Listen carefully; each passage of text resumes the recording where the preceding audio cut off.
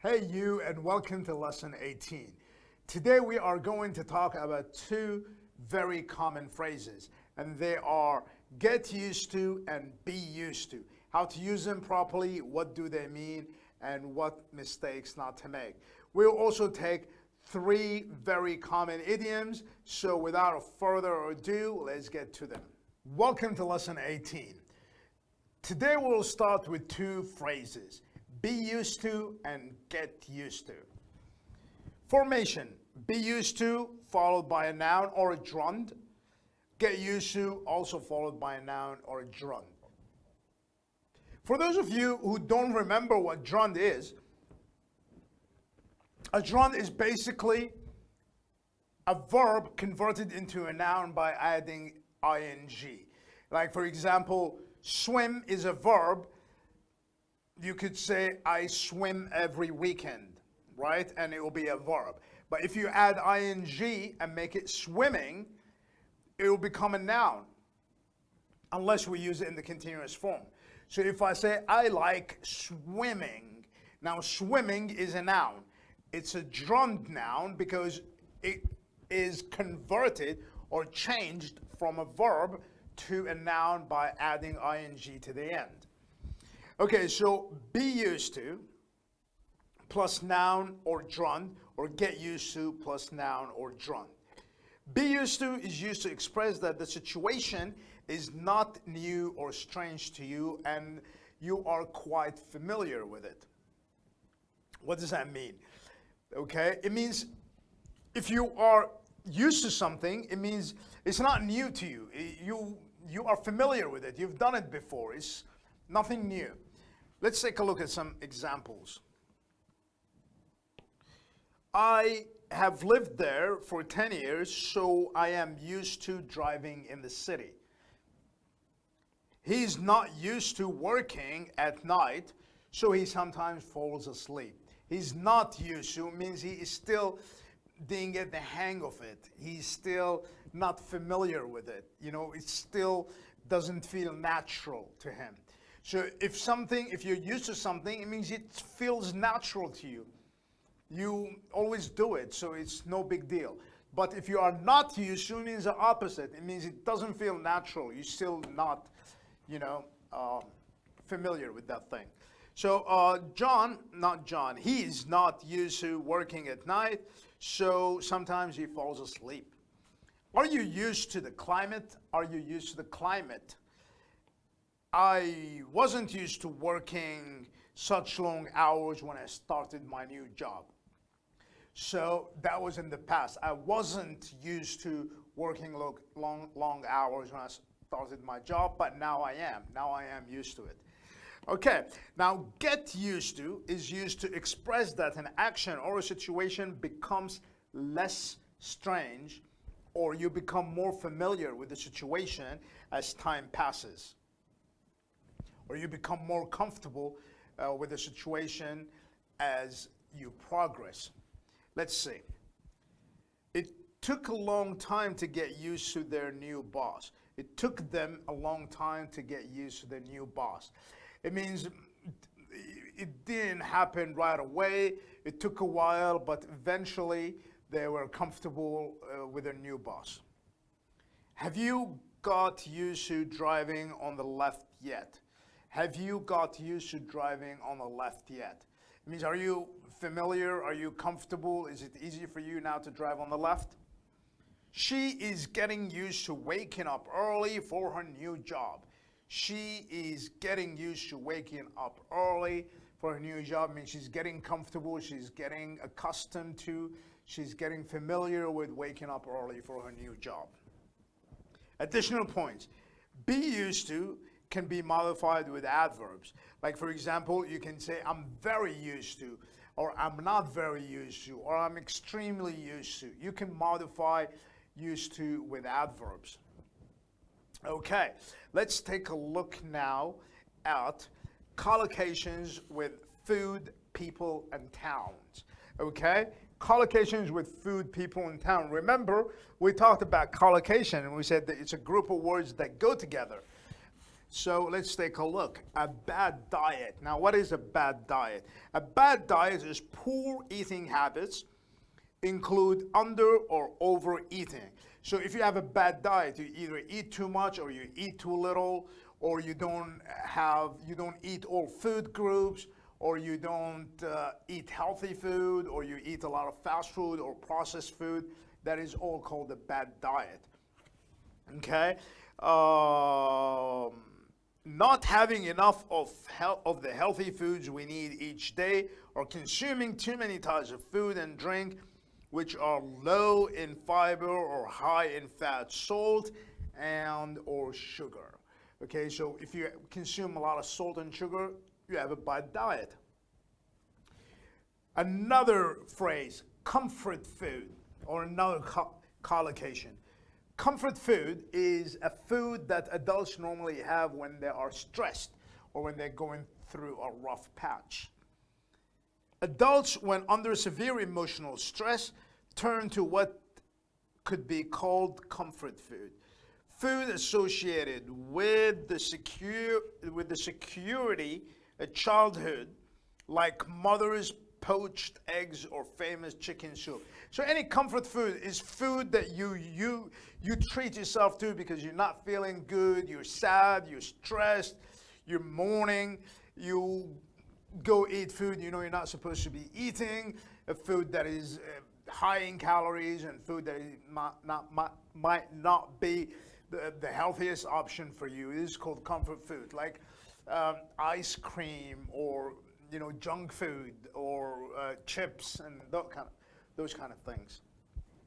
Junk food, aka fast food, that is the food that it doesn't take long to prepare, full of junk, and junk means garbage basically. So that's like garbage food because it's just all full of oil and unhealthy things and very high in calories and have almost no nutritional values. Okay, so junk food or garbage food or fast food is unhealthy food that is high in calories from sugar or fat with little dietary fiber, protein, vitamins, minerals, or other important forms of nutritional values. Precise definitions vary by purpose and over time. Some high protein foods like meat prepared with saturated fat may be considered junk food. So junk food is just garbage, right? All right, let's take a look at collocations with people now. Humble people. Humble people are people who put others in front of their, they put others ahead of themselves, okay? They're always considering what is best for others. Those are humble people, okay? People who, like sacrifice themselves, people who are passionate and care too much about others' feelings and don't want to hurt your feelings. Those are humble people. Humble people put others at the forefront of their thoughts. Humble people brag about others while the prideful people brag about themselves. So if you're a proud person, you're normally talking about your accomplishments, about what you have achieved, right? You are a proud person. A humble person is the opposite. They're always bragging about what other people did and what other people achieved, not about themselves. Humble people are not only receptive to constructive criticism, but actively seek it because they know that feedback is a pathway to improvement. All right, what is a boomtown? Okay, those are now collocations with towns. A boomtown can simply be defined as a community undergoing rapid growth. A community or a city or a town that is growing rapidly. Everybody's moving there. The price is increasing. Businesses are opening. Shops are opening. Apartment buildings are being built. It's a boom town. A hometown. A hometown is the place where you were born or the place where you were raised or where you grew up. That is your hometown. Okay, so let's talk about some idioms. First idiom today is love me, love my dog. What does that mean?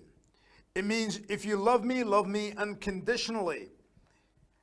Accept me as I am. Don't make changes. Accept me as I am. Okay? Love me despite my faults. Accept everything about someone. Be willing to accept someone wholeheartedly, including their flaws. There is no one that is perfect.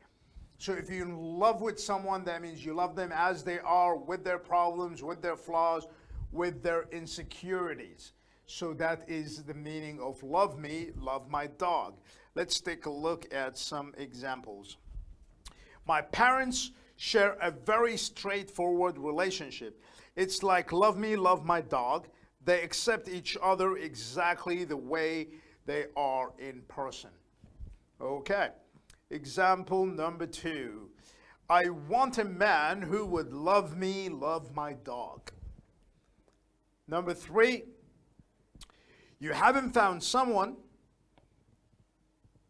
who would love you, love your dog. I would say, do not hasten to get married until you do.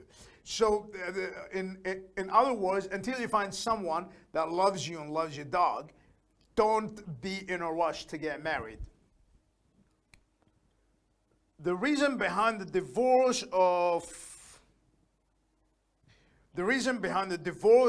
Kathy Carl is the arrogance. She always says, love me, love my dog, which is not a good thing every time in a relationship. What is the meaning of arrogance? Being arrogant is a complete opposite of being humble. Being arrogant is opposite of modest. Being arrogant is being extremely too proud. Don't wait for a guy who will only love you and love your dog. You are not living in a fairy tale. It's a real life, and be a little humbler, girl. All right, so here they are telling her to be more modest. Okay, let's go to the next idiom, and that is no love lost. No love lost. Okay, so what does that mean? No love lost, no love lost. It means there is a mutual dislike between two people. Okay? So I don't like you, you don't like me. There is no love lost between us because we can't stand each other to begin with. So there is no love lost there.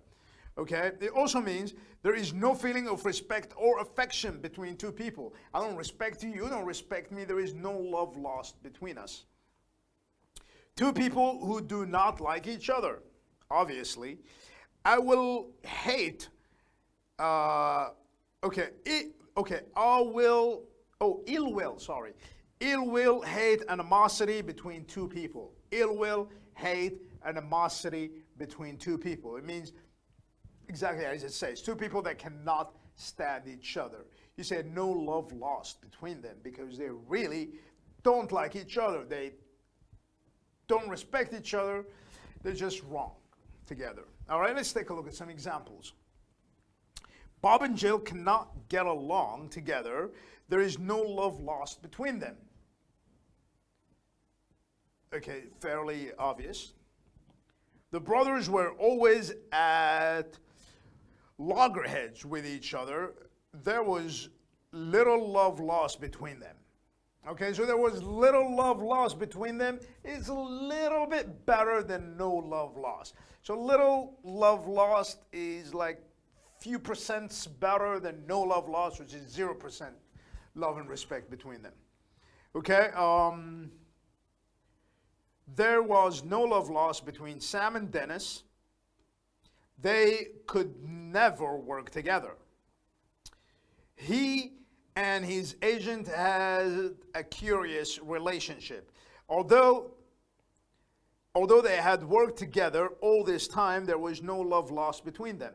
It means although they worked together all this time, they never liked each other. So it was like strange how they lasted so long. Tracy and Sandra don't even acknowledge each other's presence when they are together for some reason. there is no love lost between them. It means they don't even acknowledge each other's presence. When they are there, they just act like, the other person is not there, doesn't exist. Stuart and Harry have been friends has been friends once, but after they had a big fallout few years back, now there is no love lost between them. So Stuart and Harry had been friends once, but after that they had a big fallout. So a fallout, it means like, end the relationship. If you have a falling out with someone or you fall out with a friend, that means you are no longer friends. All right, last idiom today is love to death. If you love someone to death, it means you love them so much. You love them, love someone very much, feel extremely strong affection for someone, love someone all your life till you die. Basically, that is love someone to death. All right, let's take a look at some examples. He is prepared to do anything for her. He is prepared to do anything for her. Go to any extent. He loves her to death. Go to any extent. It means he will spare no cost to show how much he loves her. The old woman loved her husband to death, even when he was no more. I mean, even when he died or passed away, even when he was no more, she kept his memories alive by keeping his belongings close to her. Before